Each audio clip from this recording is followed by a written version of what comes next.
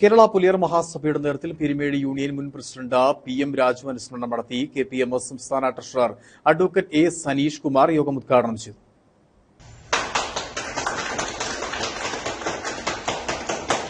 KPMS Peerumedu union മുൻ പ്രസിഡന്റും സെക്രട്ടറിയുമായി പ്രവർത്തിച്ച PM രാജുവിന്റെ മൂന്നാമത് അനുസ്മരണ സമ്മേളനമാണ് നടന്നത്.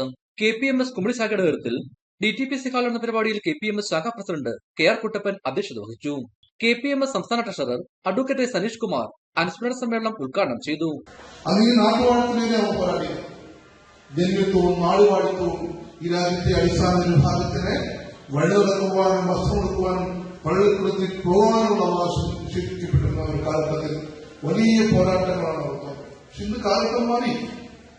ഇന്ന് ഈ ജനതയുടെ അവകാശങ്ങൾ തുറന്നെടുക്കുവാൻ ശ്രമിക്കുന്ന ഭരണകൂടങ്ങൾ അവസാനമായി നമുക്കെതിരെ ഉയർന്നു വന്നിരിക്കുന്ന സുപ്രീം കോടതി വിധിയടക്കം അതിനെതിരെയുള്ള പോരാട്ടങ്ങൾ നടത്തേണ്ട അവസ്ഥയിലേക്ക് നമ്മൾ KPMS Peerumedu union treasurer PT Manoj, മറ്റ് നേതാക്കളായ Sabu Krishna, EP Rajan, സുരുമോളമ്മൽ, TK Appukuttan, Lalu, Shibu T, Sumathi Raju എന്നിവർ യോഗത്തിൽ സംസാരിച്ചു.